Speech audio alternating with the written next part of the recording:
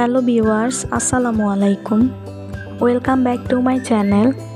আজকে আমি আপনাদের জন্য হাজির হয়েছি বাঁধাকপির পাকোড়া রেসিপিটি দেখানোর জন্য। তো রেসিপিটি না টেনে পুরোটাই দেখে নিন, আর রেসিপিটি ভালো লাগলে অবশ্যই একটা লাইক দিবেন। কথা না বাড়িয়ে চলে যাই রেসিপিতে। তো বাঁধাকপির পাকোড়াটি বানানোর জন্য প্রথমে আমি নিয়ে নিলাম বাঁধাকপি, তারপর কিছুটা লবণ দিয়ে তারপর বাঁধাকপি আর লবণটাকে ভালো করে মিশিয়ে নেব 10 মিনিট। এই করে যে বাঁধাকপির ভিতরে এক্সট্রা পানি থাকে, পানিটা বের হয়ে যাবে এবং বাঁধাকপিটা সফট হয়ে যাবে।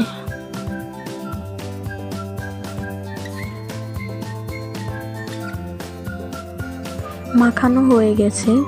অন্যদিকে আমি একটা বাটিতে একটা ডিম কাঁটা চামচ দিয়ে ফেটিয়ে নেব। আর আমি এখানে বড় সাইজের একটা ডিম ব্যবহার করেছি। আপনারা যদি ছোট সাইজের ডিম ব্যবহার করেন তাহলে 2টা লাগতে পারে, সেটা নির্ভর করবে কি পরিমাণ বাঁধাকপি নিয়েছেন।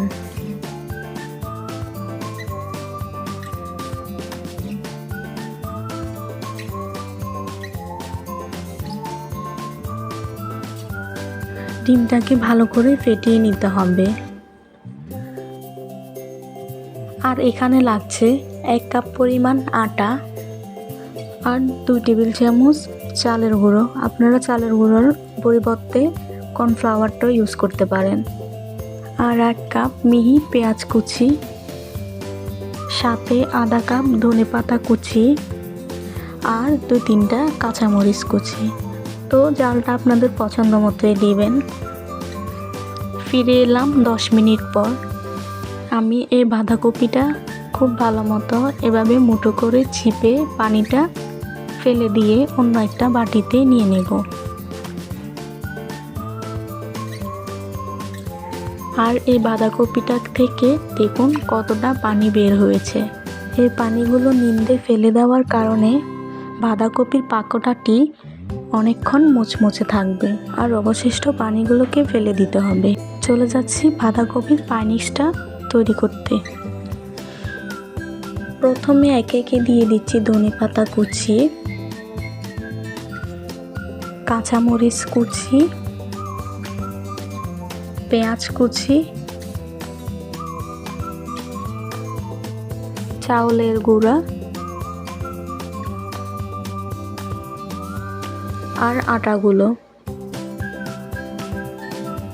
আর সবার শেষে দিয়ে দিচ্ছি ফেটিয়ে রাখা ডিমটা। তো আমি এখন সবগুলোকে মিশিয়ে নেব। আপনারা চাইলে একটু পানিও দিতে পারেন।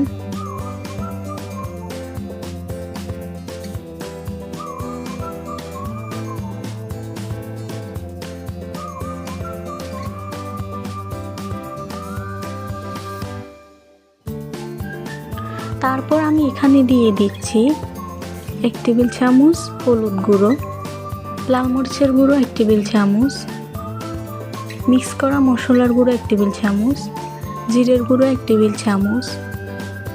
সব শেষে ভালো করে আবারও মিশিয়ে নেব। আমি এখানে আর লবণ দিব না। আর যেহেতু বাঁধাকপিটা লবণ দিয়ে মাখানো ছিল, তাই লবণটা বুঝিয়ে দিতে হবে। তো আমার এখানে আর লবণ লাগবে না, তাই আমি আর দিই নাই। মাখানো হয়ে গেছে, চলে যাব ভাজতে। পাকোড়াগুলো ভাজতে হবে ডুবো তেলে। পর্যাপ্ত পরিমাণ তেল গরম হয়ে আসলে একে একে ছেড়ে দিচ্ছি বাঁধাকপির পাকোড়া। আর পাকোড়াগুলোকে এবড়ো থেবড়ো করে দিলে টেস্ট ভালো আর কুড়মুড়া হয়। আমি এখানে বড় বড় করে দিয়ে দিচ্ছি, আপনারা চাইলে আরও ছোট করে দিতে পারেন। চুলার আঁচটা মিডিয়াম থেকে একটু লো করে বাঁধাকপির পাকোড়াটি দোনো পাশ উল্টে পাল্টে ভেজে নিতে হবে। আর চুলার আঁচ যদি জোরে দেন তাহলে পাকোড়ার ভিতরে কাঁচা থাকবে, উপরে কুরকুরা হয়ে যাবে। আর আমি বাঁধাকপির পাকোড়াটি একটু মুচমুচে খেতে পছন্দ করি, তাই আমি একটু কড়া করে ভেজেছি। আপনারা আপনাদের পছন্দ মতো ভেজে নিতে পারেন।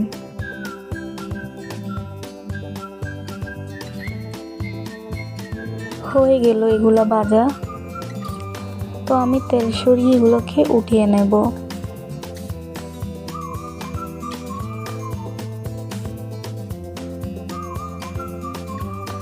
একইভাবে আমি দ্বিতীয়গুলো ভেজে নিয়েছি। তো ভাজার পর্ব শেষ, চলে যাচ্ছি পরিবেশনে। এবার পরিবেশনের পালা, যে কোনো সস দিয়ে খেতে পারবেন। তো আমার ভিডিওটি দেখে বাসায় একবার হলো ট্রাই করবেন। আর আমার ভিডিওটি ভালো লাগলে অবশ্যই লাইক, কমেন্ট, শেয়ার করতে ভুলবেন না। যারা এখন আমার চ্যানেলটি সাবস্ক্রাইব করেন না তাদের কাছে অনুরোধ রইল আমার চ্যানেলটি সাবস্ক্রাইব করার জন্য। তো আজকের মতো এখানেই বিদায় নিচ্ছি। আল্লাহ হাফেজ।